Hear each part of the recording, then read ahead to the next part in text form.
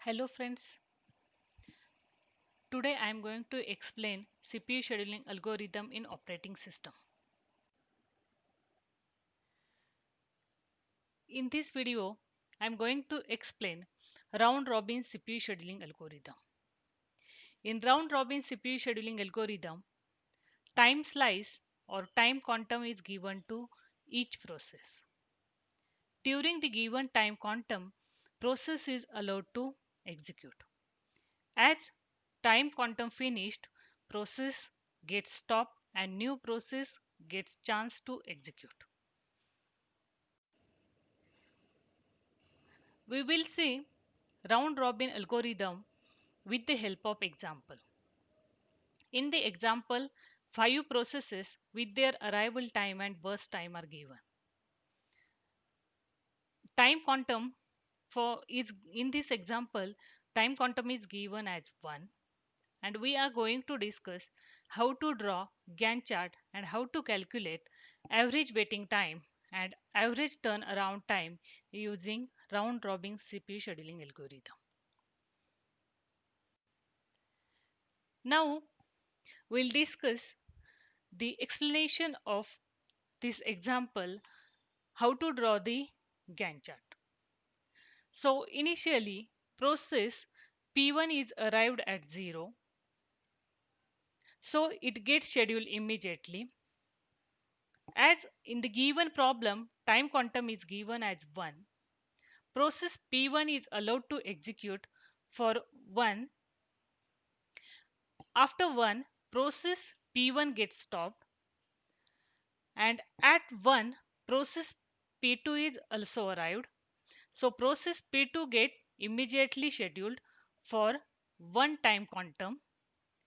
At 2, process P2 gets stopped, and now currently we are having process P1 and process P2 with us.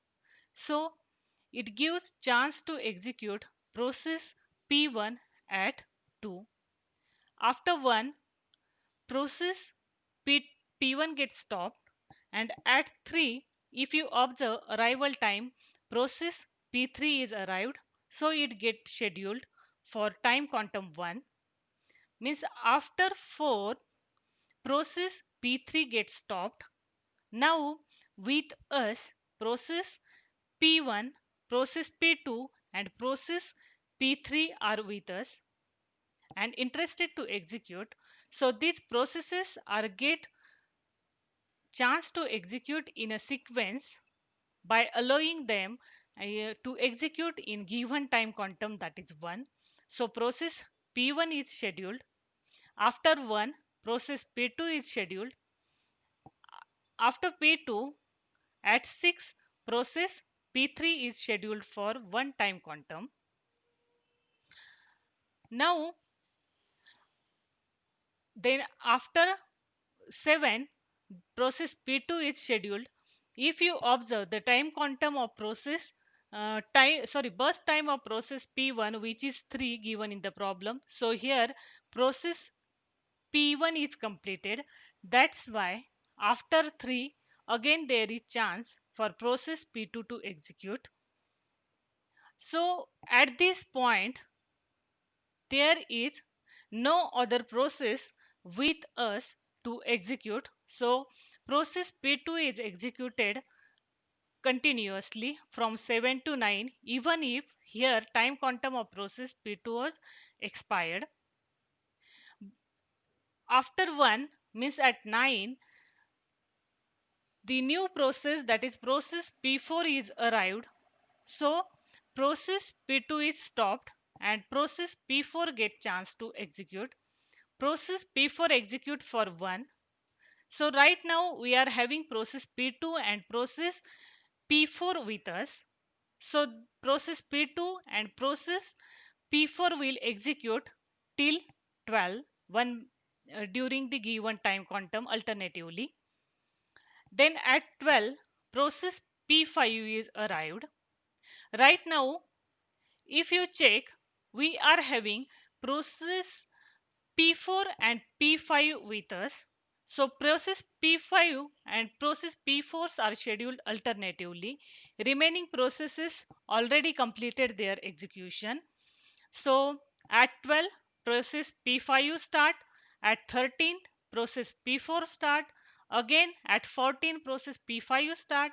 At 15, process P4 start. 16, P5 executed. And at 17, process P4 executed till 18, and here process P4 completely get executed. After that, in a queue there is only process P5. So process P5 gets executed for one time quantum. After it is expired, again it will continue its execution till 20th. In this way, these processes, every processes which are given in the problem gets chance to execute. Now we'll see how to calculate waiting time of these processes. As we already discussed in previous video, same way we are going to calculate the waiting time of each process. So initially there is no waiting time for process P1. Now if you observe that here at second instance, process P1 is scheduled at 2. So 2 minus 1 previous ending time of process P1. Then 4 minus 3.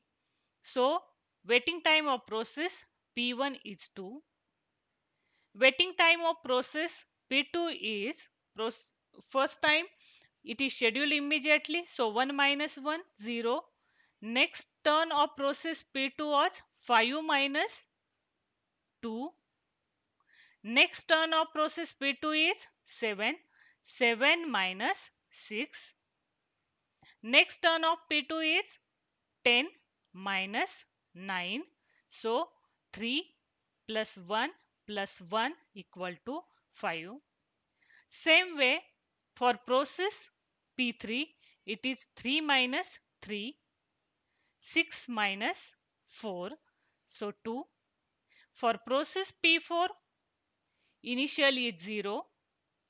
Next, 11 minus 10,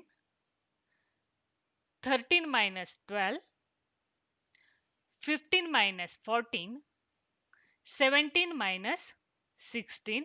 In this way, we get waiting time of process P4 as 4. Waiting time of process P5, at first it is 12 minus 12, 0. Then 14 minus 13, 16 minus 15, 18 minus 17, and we get waiting time of process P5 as a 5, and average waiting time of these 5 processes are 3.2. Next, we'll find turnaround time of each process by adding waiting time plus turnaround time. So waiting time of all these processes we are calculated. We add this with the burst time which is given in the problem, that is burst time of P1 is 3, P2 is 5, P3 is 2, P4 is 5 and P5 is 5, and finally we get average turnaround time as 7.2. These are all references which I used. Thank you for watching this video.